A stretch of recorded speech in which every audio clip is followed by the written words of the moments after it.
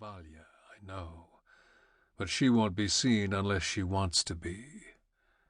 He finishes his survey and grins through crooked yellow teeth, ridged black with omnipresent chewing tobacco. Maybe you should do partners. Say what you came to say. I point to the empty tabletop in front of me. I've got work to do. You know diamonds? Maxim says art, you say diamonds. Which is it? Same thing, asshole. When he yanks his hand from his overcoat pocket, Valya materializes behind him and aims the short barrel of a pistol-gripped 12-gauge Mossberg at the back of his shaved skull. But instead of drawing the Colt, he tosses a crystal rectangle that tumbles sparkling through the air before smacking into my palm. Valya withdraws. Gromov leans back, smugly oblivious to the nearness of death, while I examine his prize. The stone is about 1 centimeter square by 3 long.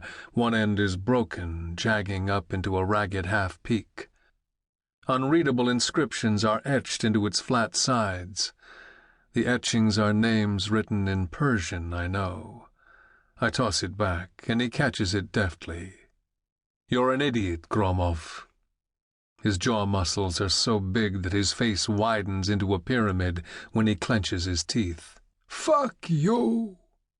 I wave toward his hand. That's a bad imitation of the Shah diamond. The real one's 5 blocks up the road in the Kremlin armory under more security than Putin. That's a lie. The real one's gone. It was originally a gift to Tsar Nicholas I to atone for a Russian diplomat made dead in 1820s Tehran, famous, in part, because all the unlucky owners named in the inscriptions died owning it. Damn near 90 carats preserved in uncut form. 3 years ago I helped it make a symbolic but unpublicized journey back to Persia to the rare arts collection of a spoiled Saudi prince, in return for financial considerations benefiting my primary patron, the Russian army. A better fake than this one sits behind glass under 24-hour security in the Kremlin's diamond fund. See, he says, you know about this kind of shit. Even the tourists know about the Shah diamond. He leans forward as far as his muscle-bound body will allow and settles flying buttress elbows on my table, which groans but holds.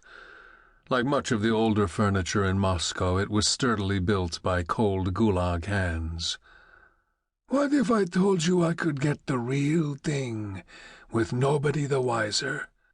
You can't. Don't waste my time. Listen. He scrunches his broad face, concentrating. We got inside guys. Military, pissed off by Putin capitalism. They're like pensioners on the dole while guys like us get rich. They take the diamond, replace it with the fake. Think about it. The fucker's under glass all day like goddamn Lenin. Who knows if what's under there is real? Who cares? In 5 years, some Swiss prick looks at it under a microscope and raises hell. By then, shit, there's no way to trace who did what and when. I say it can't be that easy, although it was. You just worry about your end, he says. What's my end? Work the distribution angle. Gromov's running hot, trembling, obviously excited.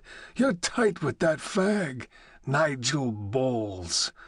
He mouths Nigel's name with curled lip contempt. He'll point you to guys in London or New York or wherever and help us find someone with too much money to buy it. I'm not your guy. His jaw drops. Why not? I told you I don't do partners.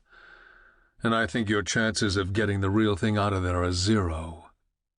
Pounding veins ripple under the 5 o'clock shadow that darkens his enormous dome.